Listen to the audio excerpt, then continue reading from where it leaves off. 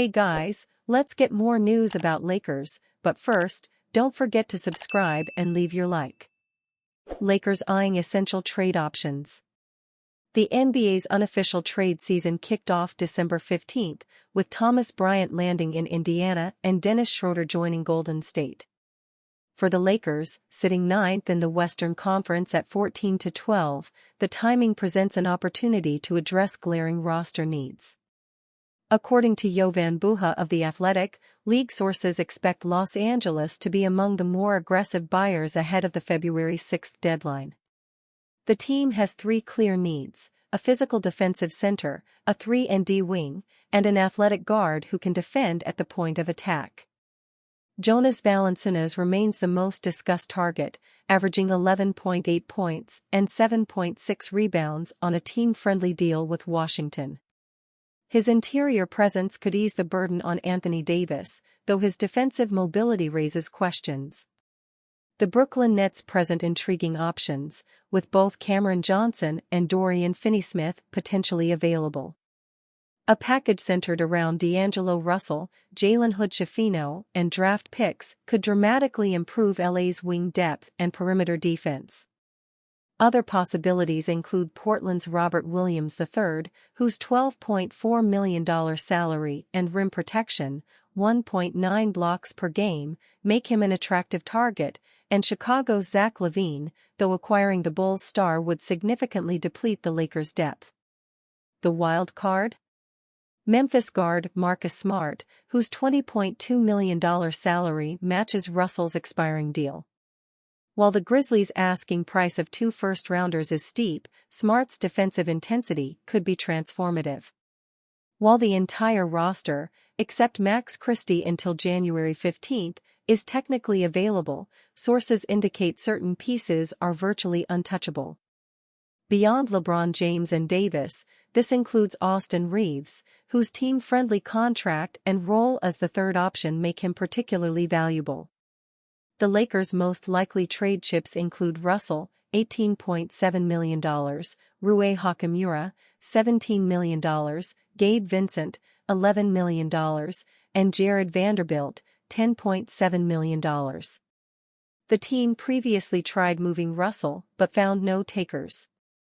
With more buyers than sellers expected this deadline season, the Lakers may need to act decisively and perhaps finally put their first-round picks in play to make meaningful upgrades. While Rob Pelinka typically waits until closer to the deadline, the team's defensive struggles and lack of center depth might force earlier action as they look to maximize what could be one of their final championship windows with James and Davis. With more buyers than sellers expected this deadline season, the Lakers may need to act decisively and perhaps finally put their 2029 and 2031 first-round picks in play to make the meaningful upgrades their championship aspirations require. Former Lakers coach goes viral after NBA Cup. In the 2023-24 season, then head coach Darvin Ham led the Los Angeles Lakers to the first-ever NBA Cup title. Unfortunately for him, though, he was fired by the Purple and Gold at the end of the campaign after the team finished with a 47-35 record and suffered a first-round playoff exit. Following his Lakers exit, Ham was hired by the Milwaukee Bucks in June to be an assistant coach under Doc Rivers. Now, fast forward to 6 months later and the veteran tactician is back to the top of the NBA in-season tournament. On Tuesday, the Bucks beat the Oklahoma City Thunder to win the NBA Cup title, 97-81. Giannis Antetokounmpo led the charge with an insane triple-double of 26 points, 19 rebounds, and 10 assists, earning him the MVP honors along the way. The Bucks officially finished the NBA Cup with a perfect 7-0 record, having gone 4-0 in the group play before sweeping the rest of the knockout rounds. That meant that Ham is still undefeated in the NBA Cup, as he also guided the Lakers to a perfect 7-0 record on their way to the title last season. Although Ham's role is as an assistant coach this time around, his record still had fans buzzing, with many simply in disbelief at what he just accomplished. Love him or hate him, we still got to give respect to the two-time NBA Cup champion, Darvin Ham, the popular NBA memes account posted. Darvin Ham is really the king of NBA Cup. This man won the in-season tournament twice in a row. Bum-ass Lakers should have kept Ham so they can hang another NBA Cup banner, another commenter wrote. A poster echoed the same sentiment, writing, Darvin Ham really the GOAT of NBA Cup. They gonna call it the Darvin Ham Trophy, a follower joked. A surprised viewer added, NBA Cup Darvin Ham equals Prime MJ. Darvin Ham unbeatable in the NBA Cup, a social media user added. While winning as a head coach isn't comparable to winning as an assistant coach, the fact remains that Ham is a common denominator in both NBA Cup title wins. Regardless of what fans think of the Bucks' assistant, he has certainly proven that he can help teams win some hardware. Lakers' $160 million trade target gets new asking price, report. The asking price for Portland Trail Blazers forward Jeremy Grant, one of the Los Angeles Lakers' reported trade targets, has been lowered, according to Forbes' Evan Sidery. Portland would be willing to part with Grant for one first-round pick and a promising prospect instead of 2 future first-round selections, Sidery wrote in a post on X.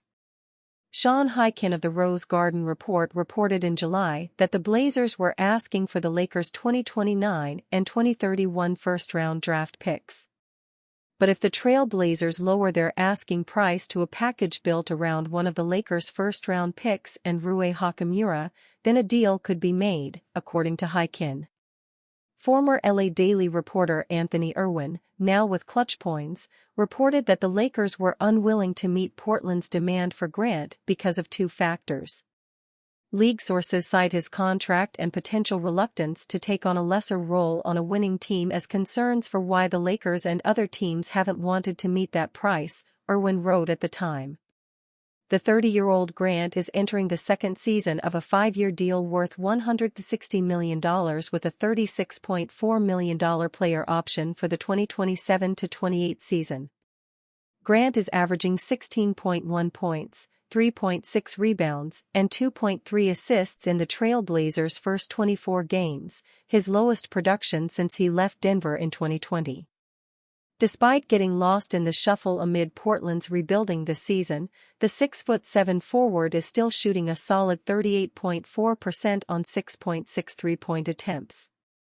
As the Lakers stumbled to 10th place in the West with a 14-12 record following a strong 10-4 start, perimeter defense, three-point shooting and rebounding have continued to plague this roster dating back to last season.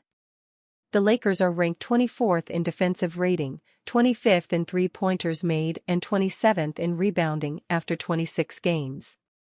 They are looking to address these issues heading into the February 6 trade deadline.